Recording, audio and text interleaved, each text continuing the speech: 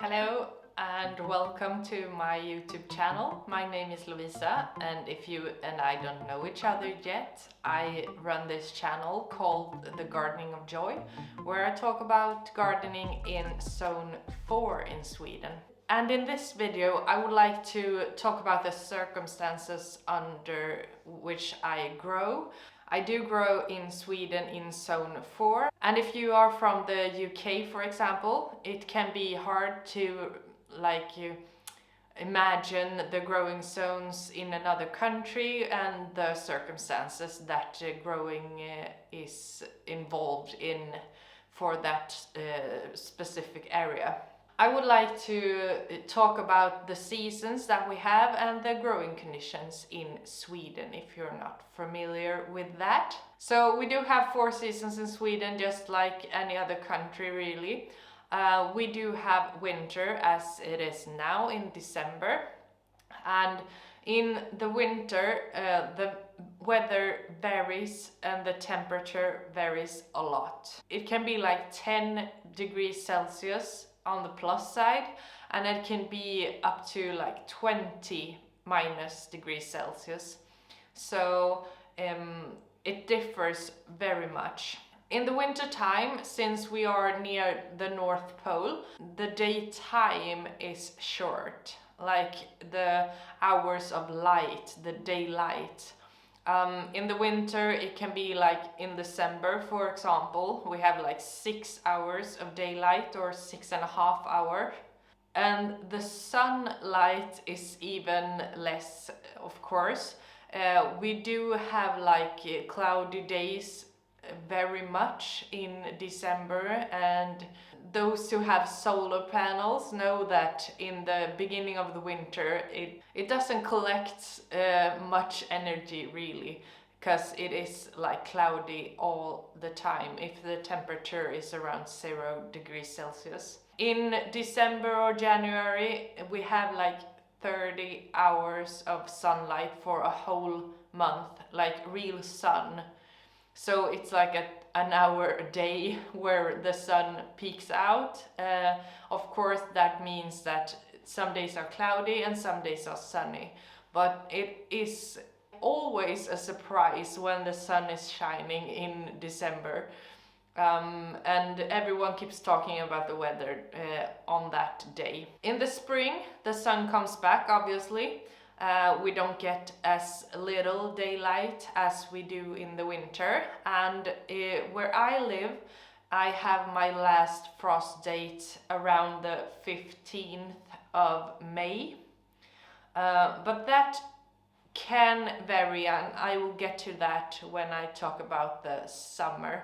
But that is the spring. The sun comes back and the last frost date is around the 15th of May. In the summer we do have something that is called the Iron Nights, and it isn't about iron really, it's about ice, but when they did the translation from German they translated the word iron instead of ice, so it really is ice nights.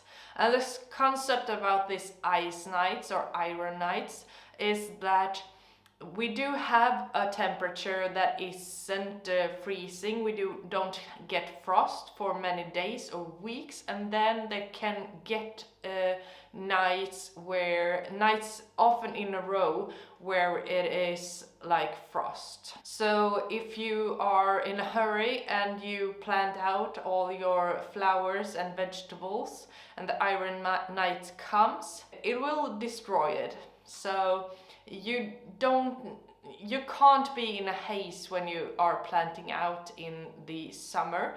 And the Iron Nights is in the 1st and 2nd week of June around here. So that means that even though the date for the last frost is in the 15th of May, you can get frost in June. It doesn't mean that I will get frost, but it could happen, and I need to count for that.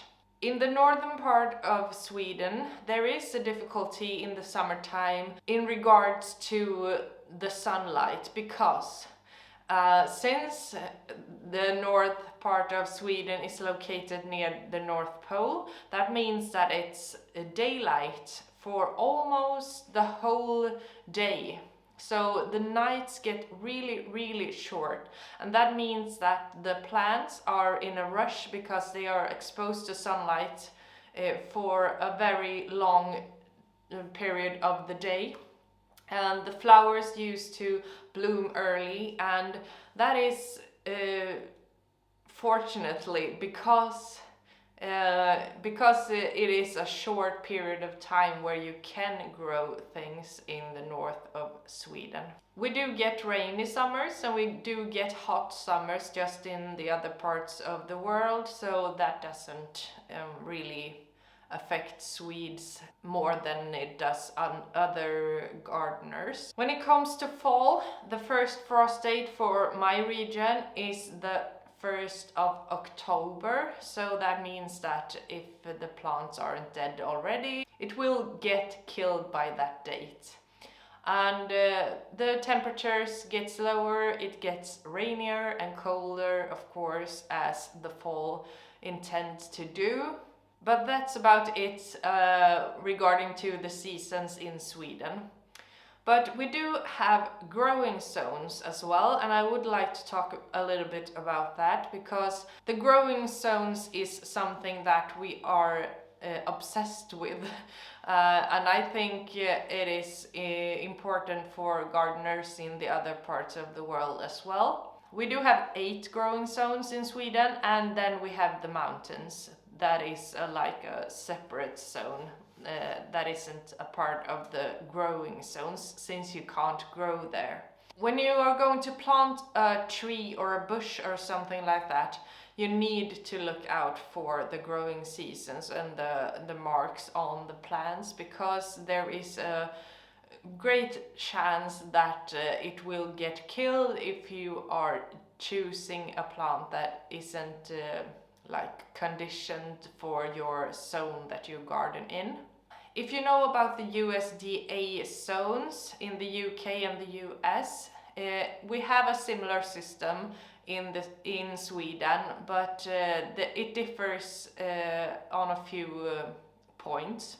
In the south of Sweden we have the lowest zones, and in the north of Sweden we have the highest zones, but it depends also on other factors. So the zones aren't like squared out, and it isn't in the UK or the US either.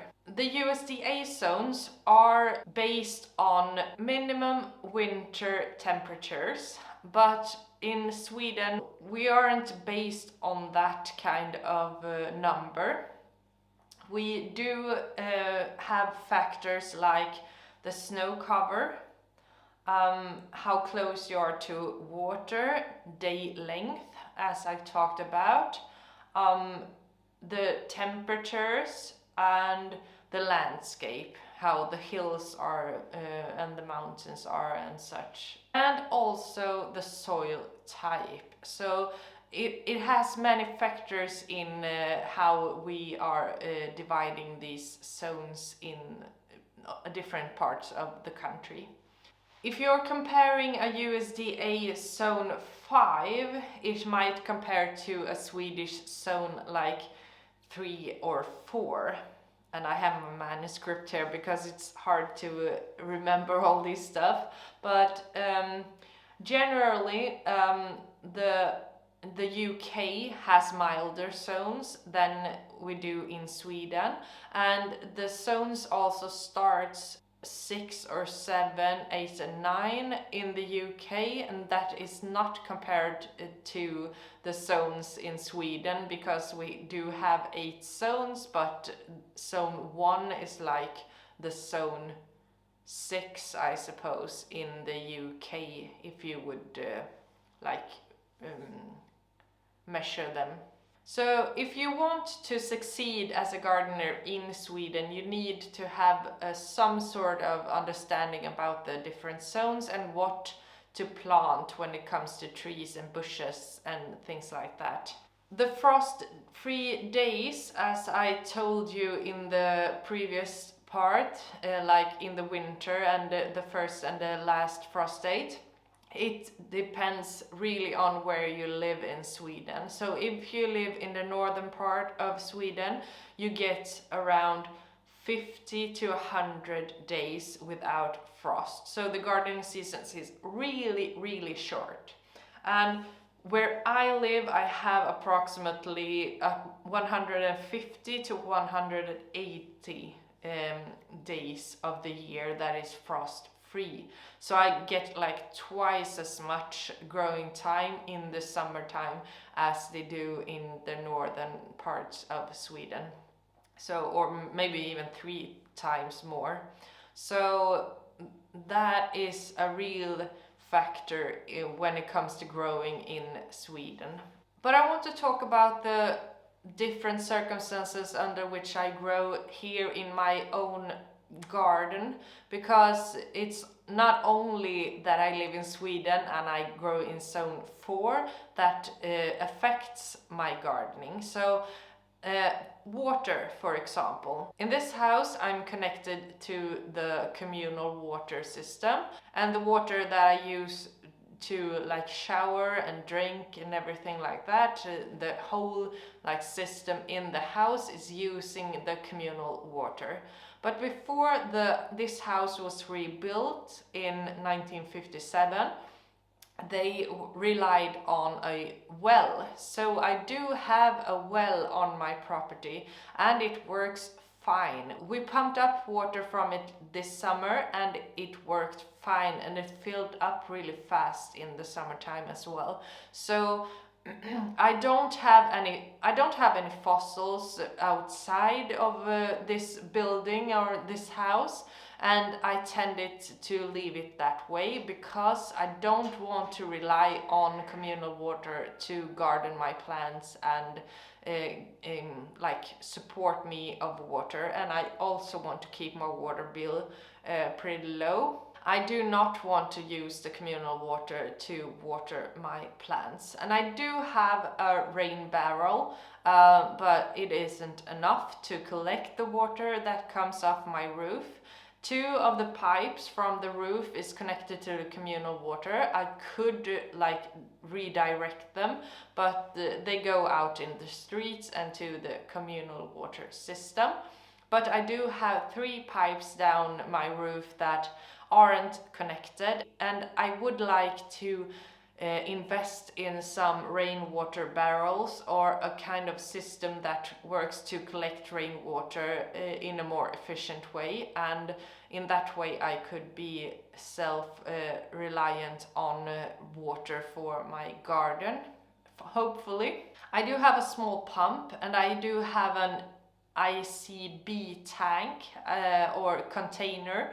I was wondering if it was the same name in English, but it is. It's an ICB container. You can pump up to 1,000 liters in that container, so that is really efficient to pump it up from the well and then water from the container itself. And I do have a small pump to the container, but for the well I need to borrow my mother's pump, so I'm going to invest in a pump next summer so that I can pump up water a more effective way when I do get my own pump. But I'm really lucky to have a well on my property. Not everyone does. Where I used to live out in the countryside, we had a well. There was no other way to get water than to have your own well. There can be summers where it's really rainy, and there can be summers that are really hot, since as I talked a little bit about before, the last summer where we almost didn't get rain for the whole summer was in 2018.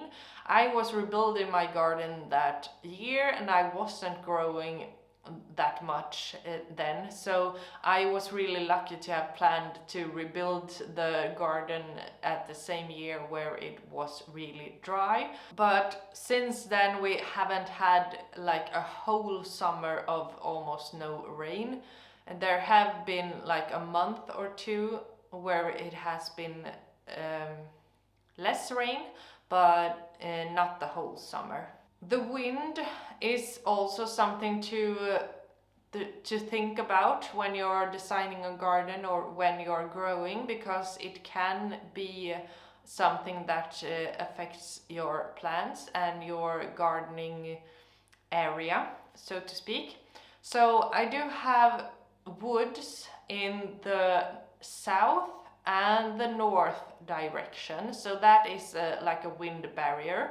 On the east side of my property there is my neighbor's house, and it works like a shield for the wind, so to speak, and there is also woods after that house. But in the west I do have a field of corn. It used to be a forest there too, but they have rebuilt it and made it to a field of corn. So there is where the wind comes into my garden.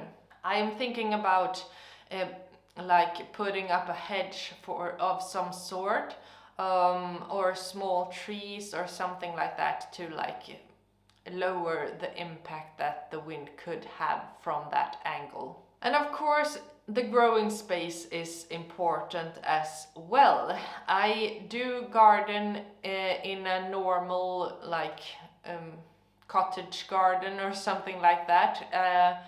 I have 1,500 square meters on my property, and my house is around 100 square meters. My house is in the middle of the garden, and then I have like a big parking lot and a garage that takes up about 150 square meters, and then I do have my house. So 250 square meters out of the 1,500 are buildings and road. But I do have quite a big area to garden on, and my plan is that it will not be a lawn when I'm finished remodeling this place, but that is something to take in consideration when you are designing your garden, because where I used to live I have had so much land that there wasn't any boundaries really. So here I'm bounded by these 1,500 square meters, and some of that are woods right now as well, a small part of it. So yeah, that is my growing area. So I hope that you get a bit more understanding about growing in Sweden and what can affect the Swedes when they grow. And you will of course come along with me when I grow in these conditions further through this next year in 2025, when I can show you for real what I do grow and how I grow things.